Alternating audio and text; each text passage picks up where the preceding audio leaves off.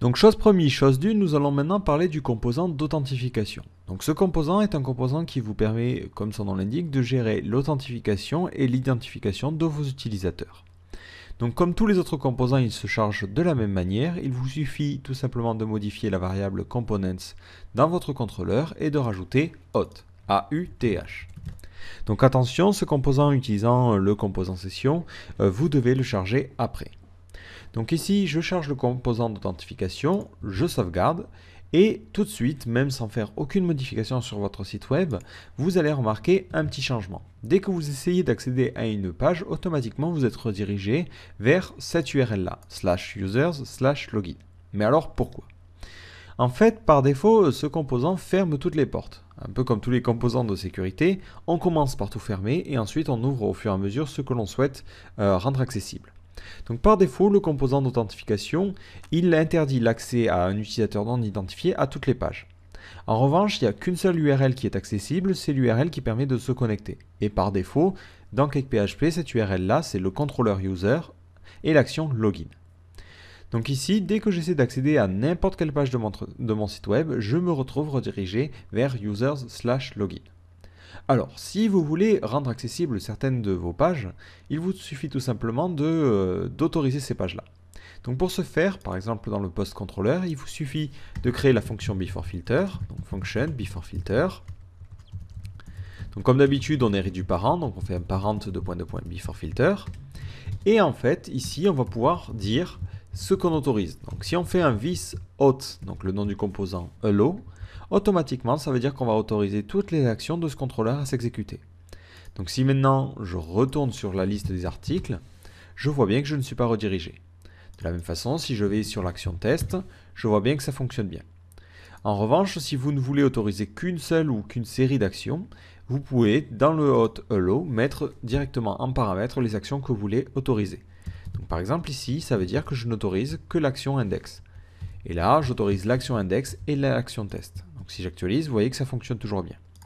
Si maintenant je n'autorise que index et que je sauvegarde, vous voyez que dès que j'essaie d'accéder à test, automatiquement il me ferme les portes. De la même façon, vous avez la fonction opposée qui est deny. Donc si vous voulez n'interdire qu'une seule action, vous pouvez faire un this auth allow pour autoriser tout le monde à accéder à toutes les pages. Et ensuite, faire un deny et choisir les actions à fermer. Par exemple ici, index.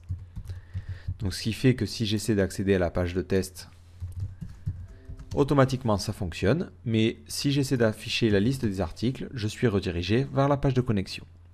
Alors justement, le composant d'authentification gère aussi l'identification de vos utilisateurs et donc la connexion. Donc pour créer cette connexion-là, il faut commencer par créer une table qui va contenir les informations de connexion de nos utilisateurs. Donc pour cela, au niveau de ma base de données, je vais aller créer une nouvelle table que je vais appeler users, donc au pluriel, et je vais y mettre 3 champs. Donc le premier champ, c'est toujours la même chose, c'est ID, donc le ID, en clé primaire et en auto-incrément. Ensuite, on a le champ username, qui va permettre tout simplement de stocker le login de votre utilisateur. Alors attention, ça c'est une convention de CakePHP, c'est toujours username. En revanche, si vous le souhaitez, vous pouvez évidemment changer ce champ. Mais après, il faudra configurer l'objet d'authentification pour indiquer quel champ il faudra utiliser. Et enfin, le password. Donc, pareil, je choisis de respecter la convention pour m'éviter trop de problèmes. Et je sauvegarde. Donc maintenant, ce que je vais faire, je vais créer ce contrôleur user. Donc ici, je vais aller créer un nouveau fichier que je vais appeler users_controller.php. Donc ça va être un contrôleur standard, donc classe users_controller extends de appcontroller. Et à l'intérieur, on va créer deux fonctions. Une première qui permettra aux utilisateurs de se connecter, donc c'est des fonctions publiques, et une seconde qui permettra aux utilisateurs évidemment de se déconnecter. Voilà. Donc vu que j'ai créé ces contrôleurs-là, je vais aller créer les vues associées. Donc je crée un nouveau dossier users. Et dans ce dossier, je vais aller créer un nouveau fichier users login.ctp. Donc là, je vois toujours mon erreur, c'est parce que j'avais fait une petite modification dans une leçon précédente. Donc là, je vais cacher menu. Voilà. Alors, maintenant, je vais créer mon formulaire qui va permettre à mon utilisateur de se connecter. Donc ici, hop, au niveau de la vue login, je vais créer le formulaire. Donc this, form, create, user. Et à l'intérieur, on va mettre deux champs. Donc ensuite, ce formulaire, je le ferme tout de suite. This, form, end. Et là, on va mettre dans le champ se connecter. Et à l'intérieur de ce formulaire, je vais créer deux champs.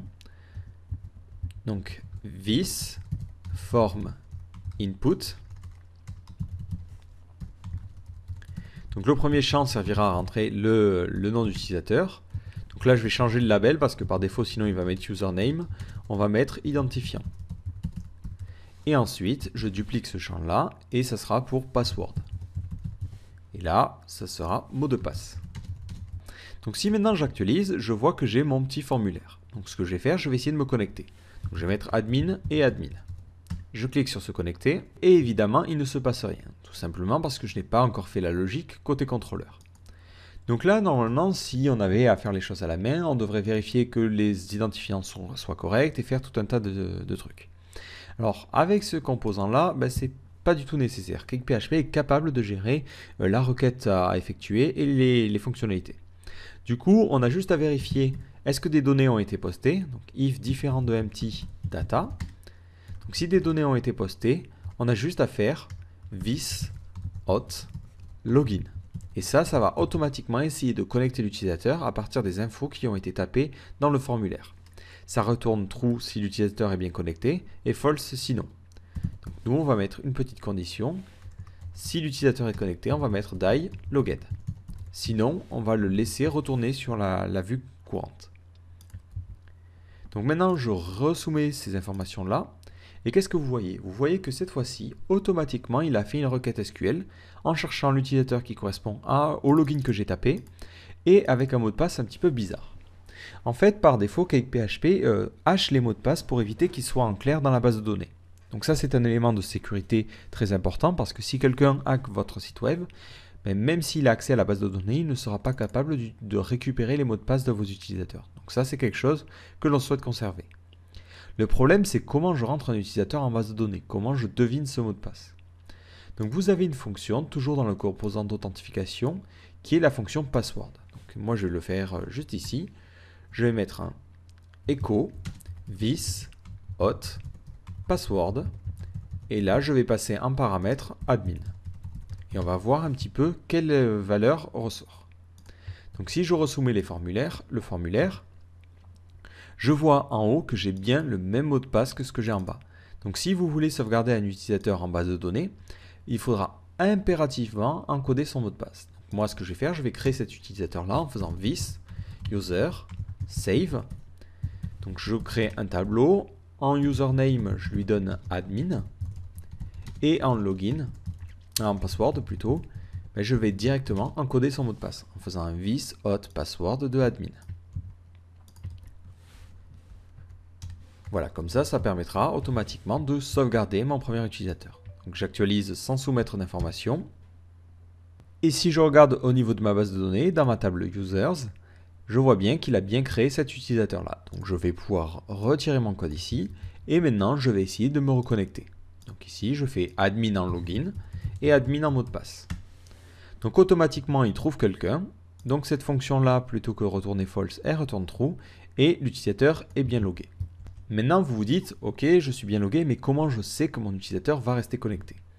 Donc en fait, toutes les informations de l'utilisateur sont stockées en session. Si je fais un debug this session read, hop, et que maintenant j'actualise ma page, je vais voir que j'obtiens toutes les informations dans ce tableau hot. Donc j'ai accès à l'ID, à l'ID et au username. Attention, le mot de passe étant une donnée assez critique, elle n'est pas sauvegardée en session. Donc l'avantage, c'est que si vous avez d'autres champs, donc nous on va les rajouter au niveau de la structure en champ role par exemple, exécuter. On va l'appeler role, on va mettre un varchar.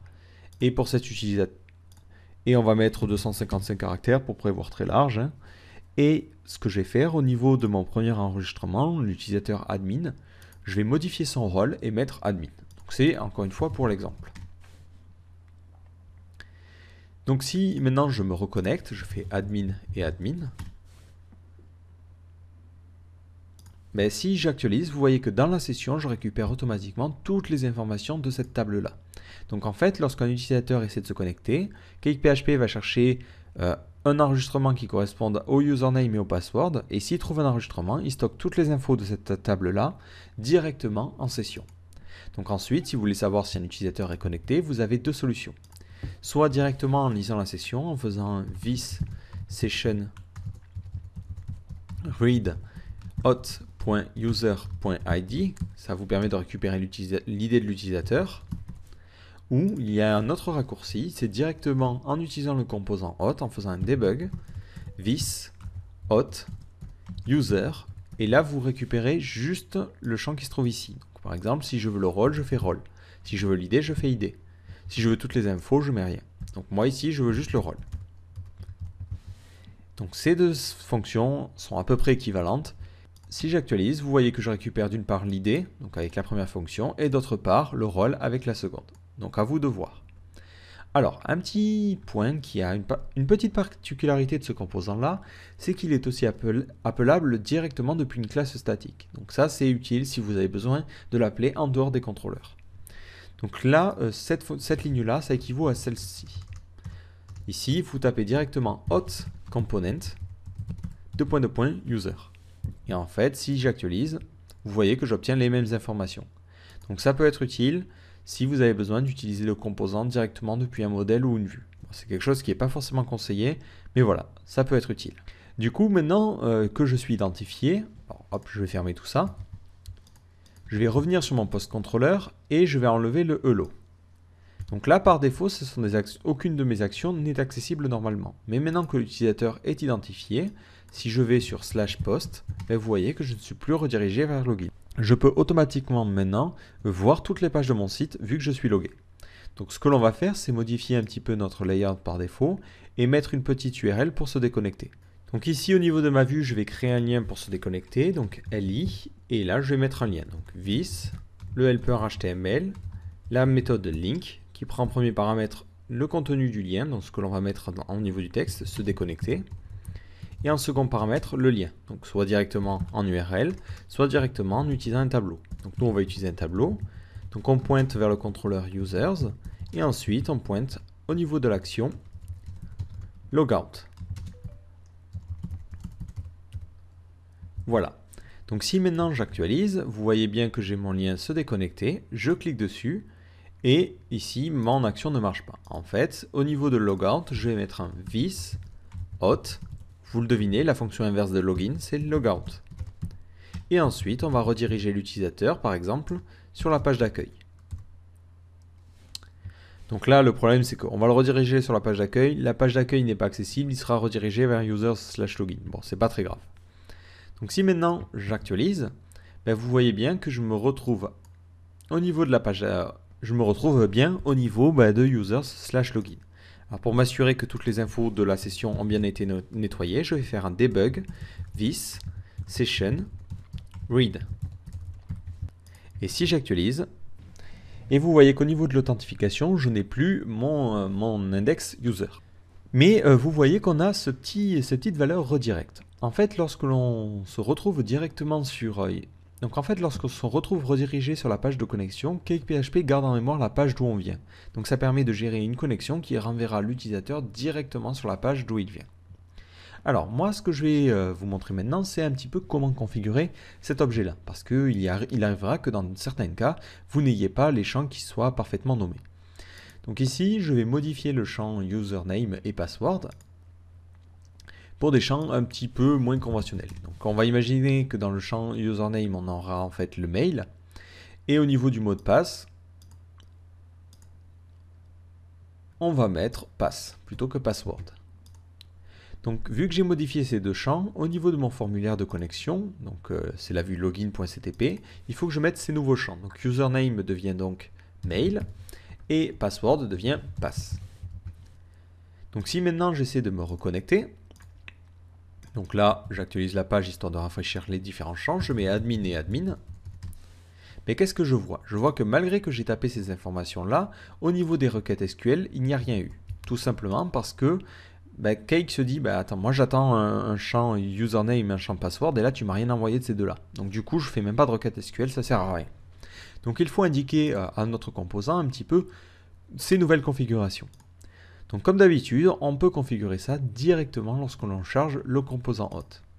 Donc là, je vais aller à la ligne pour que ça soit un petit peu plus clair. Donc ici, on met hôte et on précise un tableau. Donc on peut notamment changer l'URL de connexion qui permet aux utilisateurs de s'identifier. Donc si vous voulez modifier cette URL là, c'est login action. Donc si vous voulez changer l'URL, vous mettez un tableau comme d'habitude avec le contrôleur, l'action, le plugin s'il y a un plugin, le préfixe s'il y a un préfixe et ainsi de suite.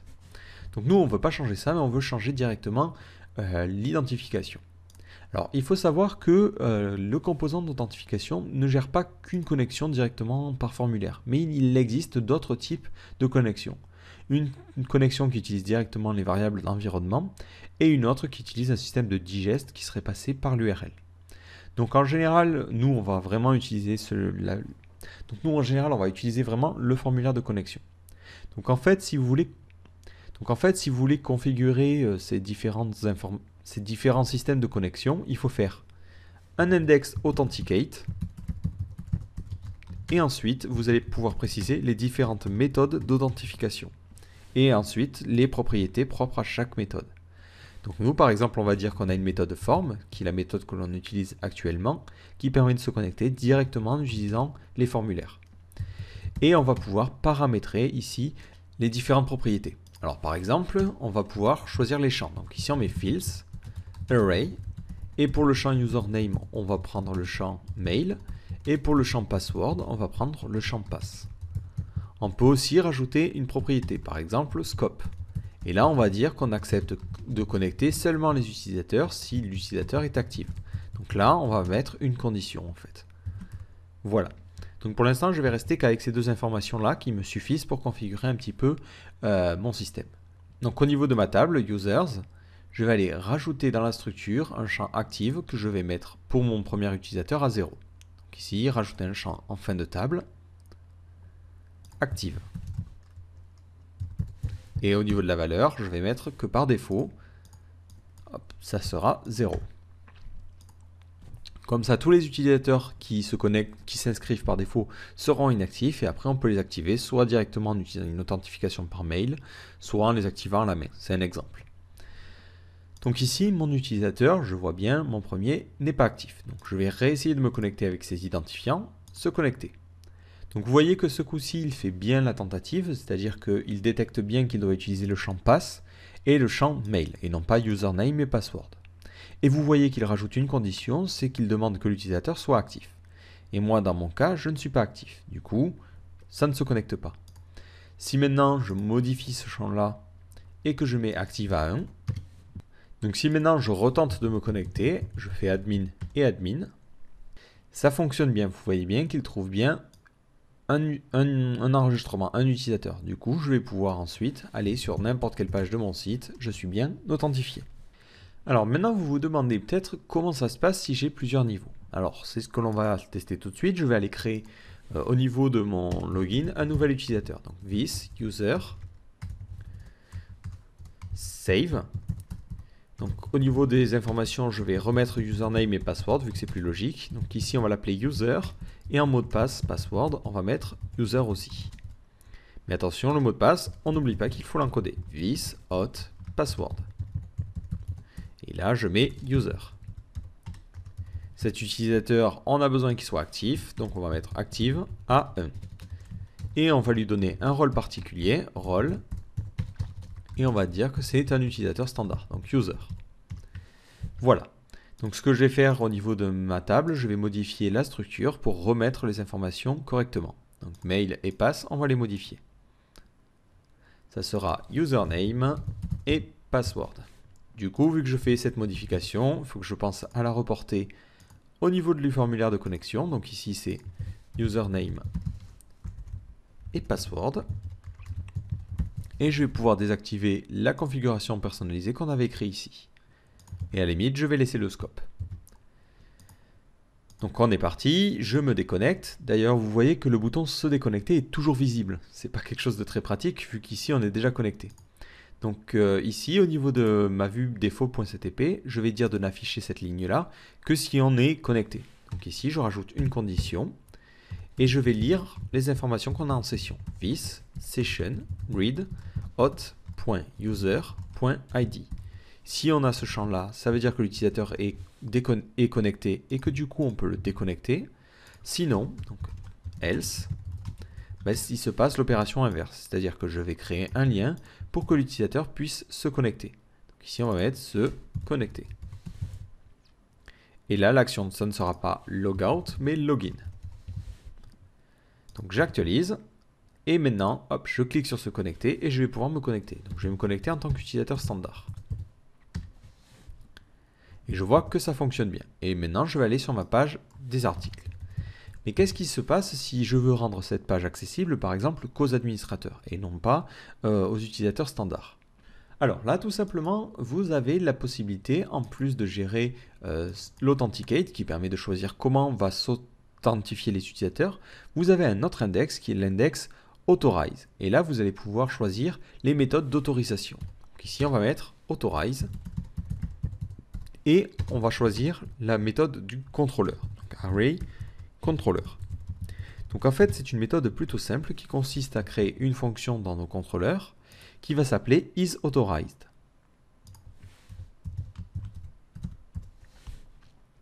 Donc ici, par exemple, on va créer une fonction public function isAuthorized dans notre post contrôleur authorized. Donc cette fonction prend en paramètre l'utilisateur et on met ici nul par défaut. Donc là, pour tester un petit peu les valeurs, on va faire un debug user. Si maintenant j'actualise, je vois que j'ai cette petite erreur. En fait, il me dit que j'essaie de déclarer une fonction isAuthorized qui n'est pas implémentée. En fait, il faut implémenter cette méthode donc dans nos contrôleurs, mais aussi dans l'app contrôleur. Donc ici, public isAuthorized qui prend en paramètre l'utilisateur et par défaut, cette valeur est nulle. Voilà. Et en fait, cette fonction, elle est censée faire qu'une seule chose, c'est retourner true si l'utilisateur a accès à la page et retourner false sinon. Donc là, nous, on va mettre return true par défaut. Donc attention, c'est pas parce que vous mettez return true que les pages sont accessibles à tout le monde. Si je me mets en navigation privée, donc là, je n'ai pas d'information de session, malgré que j'ai mis un return true, vous voyez que les articles, eux, ne sont toujours pas accessibles. Je suis toujours redirigé vers login. Cette fonction isAuthorized n'est utilisée que pour les utilisateurs qui seraient déjà authentifiés. Donc ici, moi j'avais mis le debug user et je vais mettre un die. Et par exemple, si maintenant je réactualise la liste des articles, vous voyez bien que je récupère les informations. Et ce qui m'importe, c'est le rôle. Donc par exemple, si on veut interdire à nos utilisateurs d'accéder à ce contrôleur s'ils ne sont pas admin, on va mettre if $user role est différent de admin, return false. D'ailleurs, on peut faire une fonction encore plus rapide, c'est directement retourner ça. Return user role égale admin. Donc en bref, ça returnera true si l'utilisateur est admin et false sinon. Donc attention, comme chaque fois que l'on utilise une fonction qui est déclarée dans un parent, on pense en faire un parent de point isAuthorized. Pourquoi? Tout simplement parce que si je fais ici des conditions un petit peu spéciales, je veux aussi qu'elles soient appliquées à mes sous-contrôleurs. Et donc, cette fonction, je lui passe en paramètre l'utilisateur. Voilà, donc là, je vais faire un essai tout de suite. J'essaie d'accéder à post et vous voyez que je ne suis pas autorisé. Donc par défaut, quand vous n'êtes pas autorisé à accéder à une page, vous êtes redirigé sur la page d'accueil. Donc moi, je vais me déconnecter. Je vais me connecter cette fois-ci en utilisant le login et le mot de passe d'administrateur. Et je vais réessayer de me connecter à la liste des articles. Et je vois ici que ça fonctionne bien. Donc ce système d'Authorize, c'est le système le plus simple à mettre en place. Et c'est celui qui vous permet de gérer directement au niveau du code les permissions. Donc évidemment, c'est une des fonctionnalités d'autorisation parmi tant d'autres. Alors il y en a deux autres de prédéfinis dans le framework, mais qui font appel aux ACL, qui est une fonctionnalité assez complexe que l'on verra sûrement plus tard. Donc c'est les Authorize Actions et CRUD. Donc nous, on va rester sur cette méthode de contrôleur. Elle permet déjà, vous le voyez, de gérer de manière relativement bien les permissions. Si vous voulez par exemple n'autoriser bloquer les non-admins que sur certaines actions, vous allez pouvoir le faire. Donc le système de contrôleur est déjà largement suffisant pour ce que l'on va faire. Vous allez voir, lorsque l'on va parler des préfixes, ça permet déjà d'avoir un niveau de contrôle assez poussé sur qui a accès à quoi. Alors enfin, une dernière petite chose, qu'est-ce qui se passe si je veux identifier mes utilisateurs de manière différente? Parce que là, vous voyez que pour qu'un utilisateur se connecte, il faut automatiquement qu'il soumette ces informations-là et qu'il se connecte à travers ce formulaire. Mais qu'est-ce qui se passe si moi je veux connecter un utilisateur manuellement? Alors ça peut être utile si par exemple vous voulez utiliser une authentification Facebook. Vous trouvez l'utilisateur qui correspond à l'ID Facebook et vous le connectez de manière automatique. Alors, ce que vous pouvez faire, c'est tout simplement connecter un utilisateur directement en envoyant les informations dans la fonction login. Alors par exemple, nous on va créer une nouvelle fonction, public function. On va l'appeler auto et le but de cette fonction, c'est de connecter automatiquement un utilisateur. Donc ici, nous on va le rediriger sur auto.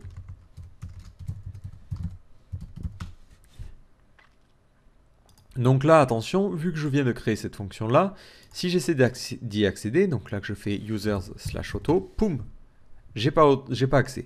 Donc là, je vais autoriser cette action-là. Donc je vais aller créer une fonction beforeFilter, donc public function beforeFilter. J'utilise la fonction parent, donc beforeFilter, et ensuite je vais autoriser this hot allow, et je vais autoriser l'action auto et l'action login. Si maintenant j'essaie de réaccéder à la page auto, vous voyez que ça fonctionne bien. Donc si vous voulez connecter un utilisateur, il suffit tout simplement d'injecter dans la fonction login des identifiants bidons. Donc là par exemple, on va mettre un ID pour tester 3 et un mot de passe et un username, on va mettre chien. Donc attention, cette fonction login ici ne fera absolument aucune vérification. Si je fais ensuite un debug this session read, vous allez voir que hop, je suis bien connecté. Là, vous voyez que mon site détecte cet utilisateur comme un vrai utilisateur qui serait connecté. Donc si j'essaie d'accéder à l'action post, alors ça me bloque tout simplement parce que cet utilisateur, on avait dit que seuls les admins y avaient accès. Donc là, au niveau de mon utilisateur bidon, je vais lui donner le rôle admin aussi. Admin. Voilà. Donc si maintenant je retourne sur users/auto, donc maintenant ça m'a recréé cet utilisateur avec admin. Si maintenant j'essaie d'accéder à la liste des articles, post index, je vois bien que j'ai accès, malgré que cet utilisateur n'existe pas en base. Donc ce que l'on peut faire par exemple, c'est avec des fonctions d'automatisation comme Facebook Connect, c'est trouver le premier utilisateur, faire un truc comme ça, user égale this user find first. Donc là, on mettrait nos conditions. Donc nous, là, on va mettre une condition un petit peu bidon. On va dire, on trouve le premier utilisateur qui a comme rôle, donc user.role, utilisateur standard. Automatiquement, on dit si je trouve un utilisateur, donc if empty user, on peut déjà s'arrêter. On peut le rediriger vers une autre page ou lui afficher une page d'erreur. Sinon, si l'utilisateur n'est pas vide, mais dans ce cas-là, on va pouvoir automatiquement injecter au niveau de l'authentification ces informations. Donc là, en faisant user. Et après, je peux faire un petit debug histoire de voir si mes informations sont bien passées. Du coup, maintenant, si je me re-rends sur la page users/auto, qu'est-ce que je vois? Je vois qu'automatiquement, l'utilisateur a bien été connecté. Et directement dans la session, on a envoyé toutes les informations. L'ID, le username, le rôle, est-ce qu'il est actif ou pas, et son mot de passe. Et après, du coup, il peut continuer à visiter son site. Donc ça, c'est quelque chose de plutôt pratique si vous voulez utiliser d'autres systèmes d'authentification, comme Facebook Connect, Twitter Connect, Google Auth ou autre. Voilà. Donc on a pas mal fait le tour de tout ce que l'on a vu. Donc encore une fois, je n'ai pas détaillé certains paramètres, notamment au niveau de la configuration. Vous voyez qu'au niveau de l'Authenticate et de l'Authorize, on utilise certains index comme contrôleur et ici form. Mais sachez que vous pouvez créer vous-même d'autres systèmes d'authentification et d'autres systèmes d'autorisation. Donc ce sont des notions avancées qui correspondent à des cas spécifiques. Donc je préfère ne pas les détailler aujourd'hui et les voir dans des tutoriels plus spécifiques. Voilà, mais sachez que rien qu'avec ces composants-là, vous avez déjà largement de quoi faire pour la suite. Donc voilà, vous savez maintenant gérer l'authentification et l'identification de vos utilisateurs. Alors comme d'habitude, un petit résumé de tout ce que l'on a vu. Donc on a vu aujourd'hui le composant hot. Pour changer ce composant, c'est toujours de la même manière, il suffit tout simplement de créer au niveau de notre variable components un nouveau composant hot. Donc attention, ce composant ayant besoin des sessions, on le charge après. Donc par défaut, ce composant interdit l'accès à toutes les pages pour un utilisateur non identifié. Si on souhaite autoriser certaines pages à certains utilisateurs, si on souhaite autoriser l'accès à certaines pages, il suffit tout simplement d'utiliser la méthode allow. Et à l'intérieur de cette fonction, on va mettre la liste des actions que l'on autorise. Si on ne met rien en paramètre, automatiquement, ça autorisera l'accès à toutes les actions de notre contrôleur. Donc ensuite, si on souhaite identifier les utilisateurs, il suffit tout simplement de créer une fonction user, une fonction login dans le contrôleur users. Donc cette fonction login vérifie que des données ont bien été postées, et si des données ont bien été postées, on utilise la fonction login. Donc cette fonction login, si on ne lui passe aucun paramètre, récupérera les informations qui ont été postées dans le formulaire et essaiera d'identifier l'utilisateur en fonction de ces informations-là. Donc attention, le mot de passe n'est pas stocké en clair. Donc si jamais vous voulez créer des utilisateurs à partir d'une interface d'administration par exemple, il faudra penser à hacher les mots de passe à chaque fois que vous voulez les sauvegarder. Donc une fois qu'un utilisateur est identifié, on peut alors directement récupérer ces informations, soit en utilisant la fonction user du composant hot, soit en utilisant directement la session. Donc ensuite, on peut gérer différents systèmes d'autorisation, soit une autorisation en utilisant les contrôleurs avec une méthode isAuthorize qui doit retourner true si l'utilisateur a le droit de se connecter, a le droit d'afficher la page et false sinon, soit en utilisant les ACL, chose que l'on verra sûrement plus tard. Si ensuite on souhaite loguer de manière manuelle un utilisateur, au niveau de la fonction login du composant hot, on peut directement envoyer un tableau contenant les différentes informations concernant l'utilisateur et automatiquement ça agira et ça l'identifiera. Donc attention, cette méthode login ne fera pas de vérification au niveau de la base de données. C'est-à-dire que si vous utilisez login en envoyant manuellement des paramètres, ces paramètres vont être tenus pour acquis. Du coup, il n'y aura pas d'identification de fait. Donc attention à bien utiliser cette fonction dans des cas spécifiques en évitant des failles à ce niveau-là. Sinon, ça permettrait à des utilisateurs de se connecter sans forcément avoir les bons identifiants. Donc voilà, on a terminé avec ce composant et rendez-vous dans la prochaine leçon où on va parler du composant Security.